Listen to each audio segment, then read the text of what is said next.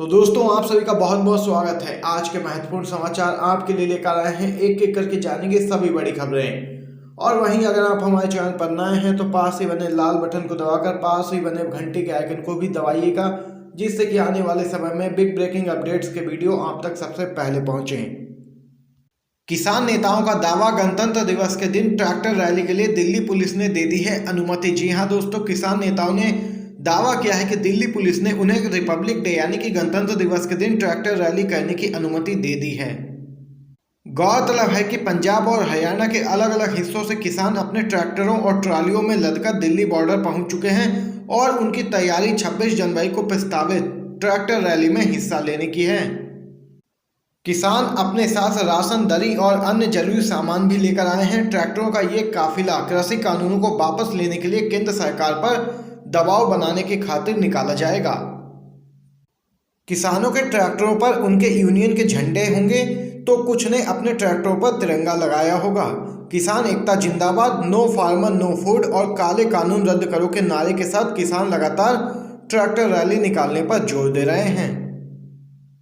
बड़ी खबर दोस्तों, मार्च के बाद नहीं चलेंगे पुराने 100, 10 और 5 रुपए के नोट। आरबीआई ने दी है जानकारी। दोस्तों बताते चलें, 100 रुपए, 10 रुपए और 5 रुपए के पुराने नोटों के चलन को लेकर आरबीआई की तरफ से एक अहम जानकारी दी गई है। भारतीय रिजर्व बैंक के मुताबिक मार्च अप्रैल के बाद ये सभी पुराने नोट चलन से बाहर हो जाएंगे। यह जानकारी रिजर्व बैंक ऑफ इंडिया के assistant general manager B Mahesh की ओर से दी गई है। दरअसल आरबीआई ने जानकारी दी है कि वह इन पुराने नोटों की सीरीज को वापस लेने की योजना पर काम कर रही है। भारतीय रिजर्व बैंक के असिस्टेंट जनरल मैनेजर के मुताबिक 100 रुपए, 10 रुपए और 5 रुपए के पुराने करेंसी नोट अंततः चलन से बाहर हो जाएंगे, क्योंकि आरबीआई की मार्च अप्रैल तक इन्हें वापस लेने की योजना है। दरअसल 100 रुपए, 10 रुपए और 5 रुपए के पुराने नोट के बदले नए नोट पहले से ही मार्केट में आ चुके हैं। 1000 रुपए और 500 रुपए के बाद अब चलन से बाहर होने जा रहे 100 रुपए, 10 रुपए और 5 रुपए के 3 पुराने नोट। हालांकि इसके लिए लोगों को 2 से 3 महीने का समय भी दिया जाएगा आरबीआई की तरफ से। बेहद बड़ी खबर है दोस्तों इस समय की। वहीं एक और खबर जान लेते हैं। पश्चिम बंगाल से बेहद बड़ी खबर है दोस्तों। नारेबाजी पर भड़की है ममता बनर्जी। कहा, मैं कुछ भी नहीं बोलूंगी, किसी को बुलाकर इस तरह बेइज्जत करना ठीक नहीं। जी हाँ दोस्तों, कोलकाता में बीते दिन स्वतंत्रता सेनानी नेताजी सुभाष चंद्र बोस की 125वीं जयंती पर पीएम मोदी ने उनकी याद में डाक टिकट जारी किया। वहीं पश्चिम बंगाल की मुख्यमंत्री भी इस दौरान पीएम के साथ मौजूद रहीं। डाक टिकट जारी करने के बाद जब ममता बनर्जी को मंच पर बोलने के लिए बुलाया गया तो नारेबाजी को लेकर वो भड़क गई। विक्टोरिया मेमोरियल में नारेबाजी से नाराज ममता बनर्जी बिना बोले ही मंच से चली गईं। कोलकाता के विक्टोरिया मेमोरियल में केंद्र सरकार की ओर से नेताजी सुभाष चंद्र बोस पर डाक टिकट जारी किए जाने के बाद मंच संचालक ने ममता बनर्जी को भाषण के लिए बुलाया। इस दौरान वहां मौजूद लोगों ने जय श्री राम और भाजपा के पक्ष में नारेबाजी कर दी। इस पर ममता बनर्जी नाराज हो गई। ममता बनर्जी ने कहा, यह किसी पॉलिटिकल पार्टी का प्रोग्राम नहीं है, यह सरकार का कार्यक्रम है और सरकार के कार्यक्रमों में कुछ मर्यादा रखना जरूरी है। मैं प्रधानमंत्री और कल्चरल मिनिस्ट्री का कार्यक्रम में बुलाने के लिए धन्यवाद करती हूं, लेकिन ये कहना चाहती हूं कि किसी को निमंत्रण देकर ऐसे बेइज्जत करना अच्छी बात नहीं है। ममता बनर्जी ने कहा कि वह इस मुद्दे पर विरोध दर्ज कराने के लिए कुछ भी नहीं बोलेंगी। जय भारत, जय बंगाल। वहीं दोस्तों अगली खबर की तरफ चलते हैं। ट्रैक्टर परेड के लिए किसानों को नहीं चाहिए कोई भी लिखित परमिशन, दंगा होने पर जिम्मेदार पुलिस प्रशासन होगा, ये कहना है राकेश टिकैत का। जी हाँ दोस्तों, गाजीपुर बॉर्डर पर अपना डेरा जमाए बैठे भारतीय किसान यूनियन के राष्ट्रीय प्रवक्ता राकेश टिकैत ने कहा कि वह 26 जनवरी को ट्रैक्टर परेड हर हाल में निकालेंगे। यदि कुछ भी गड़बड़ होती है तो उसके लिए पुलिस प्रशासन जिम्मेदार होगा। उन्होंने कहा कि ट्रैक्टर लेकर दिल्ली जाने के लिए किसानों को कागजों पर परमिशन की आवश्यकता नहीं है। सरकार बस यह बता दे कि ट्रैक्टर परेड किस रूट से गुजरनी है।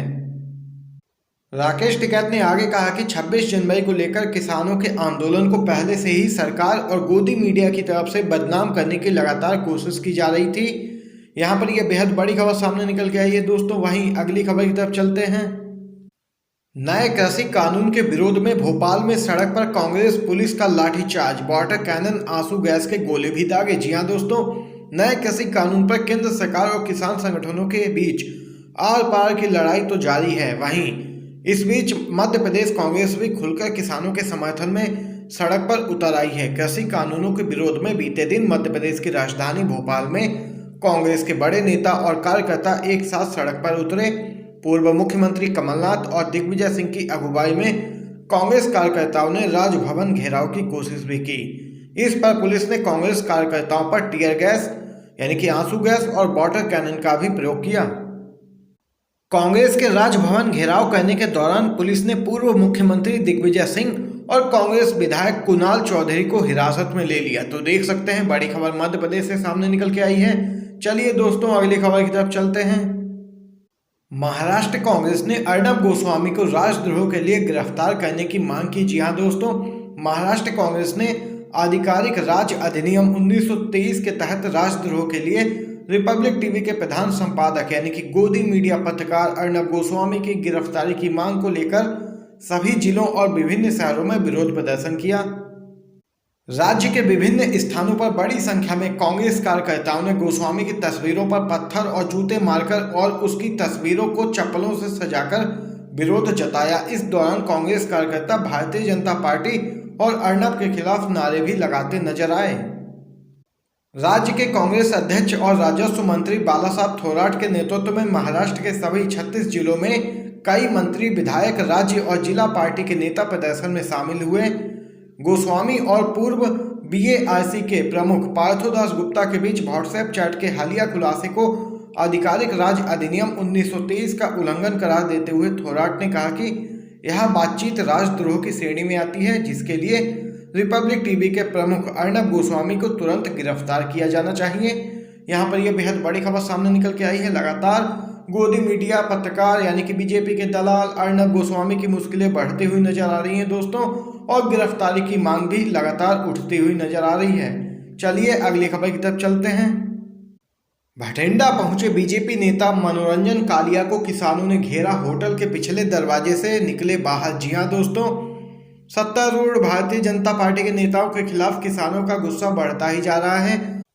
हरियाणा के मुख्यमंत्री खट्टर के बाद अब बीजेपी के वरिष्ठ नेता मनोरंजन कालिया को पंजाब के भटिंडा में किसानों के आक्रोश का सामना करना पड़ा। यहां किसानों ने बीजेपी नेता का इस तरीके से विरोध किया, जिसके चलते उन्हें अपना कार्यक्रम बीच में ही रोककर वापस लौटना पड़ा।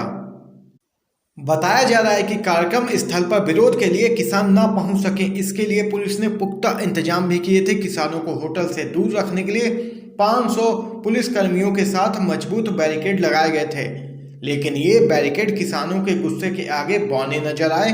किसान बैरिकेड तोड़कर होटल के अंदर पहुंच गए, जिसके चलते बीजेपी नेता को बैठक को बीच में रोककर वहां से भागना पड़ा।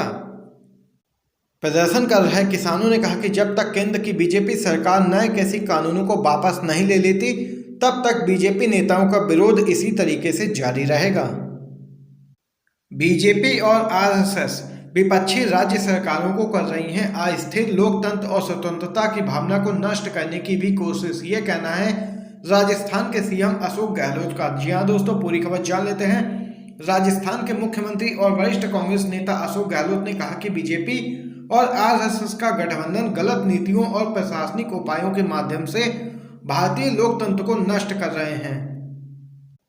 गौरतलब है कि अशोक गहलोत पार्टी के प्रदेश मुख्यालय पर इंदिरा भवन में केरल प्रदेश कांग्रेस कमेटी के पदाधिकारियों को संबोधित कर रहे थे। गहलोत ने केंद्रीय एजेंसियों पर निशाना साधा और कहा कि ये एजेंसियां अपने राजनीतिक आकाओं की धुन पर नाच रही हैं। उन्होंने यह भी कहा कि भाजपा देश भर में कांग्रेस की मुख्य प्रतिद्वंदी है, और उन्होंने कहा कि भाजपा की कांग्रेस मुक्त भारत की सोच का किसी भी कीमत पर हमें विरोध करना होगा। उन्होंने कहा कि बीजेपी और आरएसएस विपक्षी राज्य सरकारों को अस्थिर करने की कोशिश कर रहे हैं। इस पद्धति से वे भारतीय लोकतंत्र और स्वतंत्रता की भावना को नष्ट करने की कोशिश कर रहे हैं। तो दोस्तों, यहाँ पर आप लोग देख सकते हैं राजस्थान के मुख्यमंत्री अशोक गहलोत ने जोरदार निशाना साधा है बीजेपी और आरएसएस पर। वहीं अगली खबर की तरफ चलते हैं। किसान नेताओं ने कहा किसान आंदोलन को वापस लेने के लिए उन्हें धमकी भरे फोन मिल रहे हैं। जी हां दोस्तों, आपको बताते चलें, बीते दिन एक किसान नेता उस वक्त क्रोधित हो गए जब सरकार से इस मुद्दे पर बातचीत करने के लिए जाते वक्त उनके वाहन को दिल्ली पुलिस ने रोक लिया। वहीं दो अन्य किसान नेताओं ने आरोप लगाया कि उन्हें कृषि कानून के खिलाफ हो रहे विरोध को वापस लेने के लिए फोन पर लगातार धमकी मिल रही है। कीर्ति किसान यूनियन के प्रमुख डॉक्टर दर्शन पाल ने आरोप लगाया कि एक प्राइवेट नंबर से उन्हें धमकी भरा फोन आया। उनके अलावा भारतीय किसान यूनियन के प्रमुख राकेश टिकैत ने भी उनके नंबर पर धमकी भरा फोन आने की बात कही है। यूपी दिवस महज पैसों की बर्बादी है और कुछ भी नहीं, ये कहना है अजय कुमार लल्लू का। जी हां दोस्तों, खबर उत्तर प्रदेश से है। उत्तर प्रदेश कांग्रेस अध्यक्ष अजय कुमार लल्लू ने कहा कि यूपी महोत्सव जैसे कार्यक्रम महज पैसे की बर्बादी के सिवा और कुछ भी नहीं है। अजय कुमार लल्लू ने कहा कि अगर वास्तविक में यूपी महोत्सव रोजगार का सृजन करता तो उसका स्वागत किया जाता, लेकिन आज राजधानी की सड़कें और मुख्यमंत्री आवास बेरोजगारों और भर्तियों में हुए घोटालों के पीड़ित नौजवानों से पटा पड़ा है। आज बेरोजगारी और वित्तीय घाटे से जूझ रहे उत्तर प्रदेश में ऐसे आयोजनों पर करोड़ों रुपए व्यय करना योगी सरकार की असंवेदनशीलता का परिचायक है। तो देख सकते हैं दोस्तों, ये बड़ी खबर सामने निकल के आई है उत्तर प्रदेश कांग्रेस अध्यक्ष अजय कुमार लल्लू की तरफ से। यहाँ पर आज की सभी बड़ी खबरें और मुख्य समाचार आप तक पहुँचाए हैं दोस्तों। अगर आपको वीडियो पसंद आया हो तो लाइक कीजिएगा, शेयर कीजिएगा और कमेंट बॉक्स में आप अपनी राय भी बता सकते हैं। आप सभी दोस्तों का बहुत बहुत धन्यवाद।